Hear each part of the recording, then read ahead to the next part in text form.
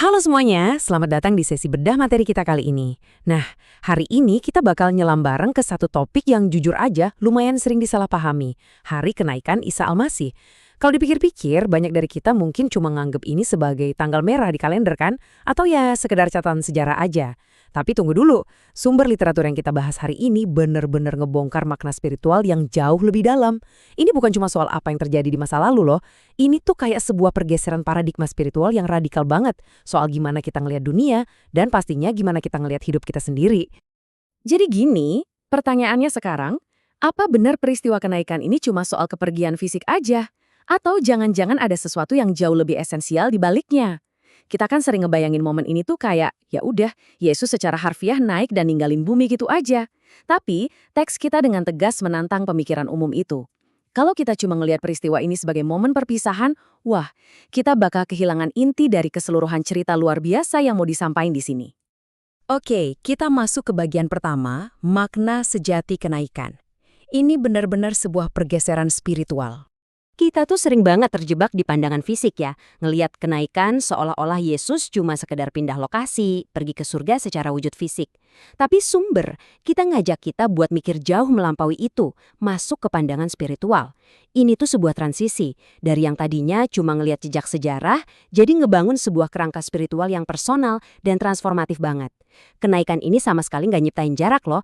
Justru, ini ngukuhin sebuah koneksi yang super dalam dengan Sang Pencipta, ngasih landasan harapan yang kokoh, dan nunjukin apa sih sebenarnya tujuan akhir sejati kita sebagai orang percaya. Nah, sekarang kita lanjut ke bagian kedua, Raja dan akses kepada Allah. Sebuah status baru yang mulia. Waktu sumber materi kita bilang Yesus itu dimuliakan, maknanya tuh dalam banget. Artinya, dia udah nggak lagi terikat sama batasan waktu, penderitaan, atau ruang fisik di bumi. Ini temuan teologis yang benar-benar kuat. Ini ngasih tahu kita kalau penderitaan dan salib itu jelas bukan akhir dari segalanya. Kebenaran pada akhirnya pasti selalu menang. Dan dengan adanya kuasa penuh atas hidup, kematian, dan keselamatan, ini jadi bukti tak terbantahkan kalau hidup kita di dunia ini tuh bukan tujuan akhir. Ada sebuah skenario agung yang jauh lebih besar lagi jalan sekarang. Coba deh kita bandingin. Sebelum peristiwa kenaikan, interaksi orang-orang tuh bergantung banget sama kehadiran fisik secara langsung. Kalau mau ngobrol, ya harus ada di tempat yang sama kan? Tapi perhatiin deh, pergeseran luar biasa yang terjadi setelahnya. Akses kepada Tuhan sekarang udah nggak dibatasin lagi sama geografi. Teks ini nekenin banget kalau sekarang kita bisa berdoa langsung, kapan aja, di mana aja. Iman kita berubah total, dari yang awalnya cuma bergantung sama ritual di tempat tertentu, jadi sebuah hubungan personal yang intim banget, langsung dan selalu hadir tiap saat di hidup kita. Lanjut ke bagian ketiga, harapan di tengah penderitaan. Intinya, Tuhan tetap bekerja.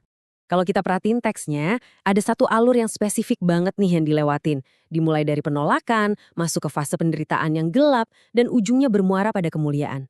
Terus kenapa pemahaman ini penting banget buat kita? Karena pola ini nunjukin kalau penderitaan itu sifatnya sementara, bukan kondisi permanen. Memahami jalur ini tuh ngasih kita harapan yang luar biasa gede. Harapan kalau Tuhan masih dan terus bekerja, bahkan pas kita lagi ada di titik paling bawah dan paling gelap di hidup kita. Penderitaan itu ibaratnya cuma batu loncatan aja buat menuju kemuliaan. Dan tahu nggak apa yang paling bikin lega?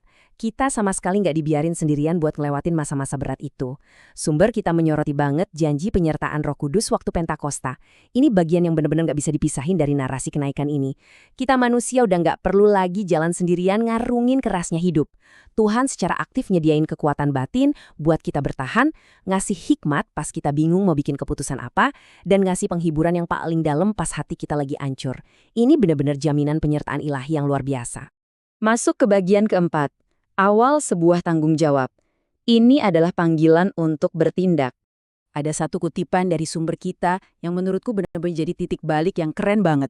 Jadi, kenaikan bukan akhir cerita, tetapi awal tanggung jawab rohani. Wah, teks ini secara antusias banget negasin kalau peristiwa ini tuh sebenarnya panggilan untuk bertindak yang super jelas. Ini bukan lagi waktunya buat kita diem aja, cuma napap ke langit sambil nostalgia. Enggak, ini saatnya kita gulung lengan baju, lihat ke sekeliling, dan mulai bikin dampak yang nyata. Terus bentuk nyata dari tanggung jawab itu kayak gimana sih? Menjadi saksi itu bukan cuma soal berdiri di mimbar dan berkhotbah loh. Ini tentang tindakan nyata kita sehari-hari. Ini soal komitmen buat tetap hidup jujur di tengah sistem yang seringkali bobrok. Keberanian buat milih ngampunin pas kita disakiti. Secara proaktif ngebantu orang-orang di sekitar yang lagi kesusahan. Terus bawa damai pas suasana lagi penuh konflik. Dan pada akhirnya jadi terang buat lingkungan sekitar kita. Ya dengan cara-cara esensial inilah, kasih dan kabar baik itu benar-benar bisa nyebar ke seluruh dunia. Oke, kita masuk ke bagian kelima dan terakhir kita. Fokus pada hal kekal. Waktunya mengubah prioritas. Gini, seringkali budaya di sekitar kita tuh secara agresif dorong kita buat ngejar hal-hal duniawi.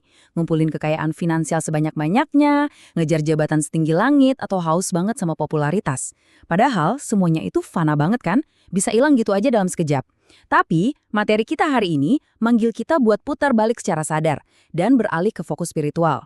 Pikiran kita tuh harusnya tertuju buat ngebangun karakter yang kuat, mempraktikkan kasih yang tulus, memperdalam akar iman kita, dan mastiin kalau hidup yang kita jalanin ini benar-benar ada artinya di hadapan Tuhan. Jujur aja, inilah harta yang sebenarnya. Ada satu pengingat yang menurutku bikin hati tenang banget di sini. Hidup manusia itu nggak berhenti di dunia ini aja. Semua rasa sakit yang kamu rasain, semua pencapaian materi, atau kerja keras banting tulang di dunia ini, tuh ya cuma satu bab kecil dari buku kehidupan kita yang jauh lebih panjang. Ini sebuah pengingat spiritual yang dalam banget. Kalau eksistensi manusia itu membentang jauh melampaui batasan fisik dan keadaan sementara kita sekarang ini di bumi. Jadi pertanyaannya sekarang, gimana sih seharusnya iman dan pemahaman yang benar soal peristiwa kenaikan ini secara aktif ngerubah hidup kita sehari-hari? Teks kita merangkumnya jadi 3 pilar transformasi. Pertama, hidup sehari-hari kamu harusnya jadi lebih penuh harapan, karena kamu tahu pasti kalau penderitaan itu bukan akhir. Kedua, hidup kamu jadi lebih penuh kasih karena dipanggil buat jadi saksi lewat tindakan nyata. Dan yang ketiga, hidup kamu bakal punya tujuan yang lebih tajam, karena sekarang fokus kamu udah tertuju secara presisi ke hal-hal yang kekal. Sebagai penutup nih, coba tanyain jujur ke diri kamu sendiri. Apakah iman udah bener-bener ngerubah cara kamu hidup setiap harinya? Apakah pemahaman teologis soal kenaikan ini cuma numpang lewat jadi informasi di kepala aja? Atau udah bener-bener ngerombak fondasi gimana kamu berbicara, bertindak, dan mencintai hari demi hari? Coba biarin pertanyaan ini mengendap sebentar di benak kamu. Makasih banget ya udah meluangkan waktu bareng aku di sesi bedah materi kali ini. Tetap penasaran, tetap bertumbuh, dan sampai jumpa di penjelasan materi kita selanjutnya.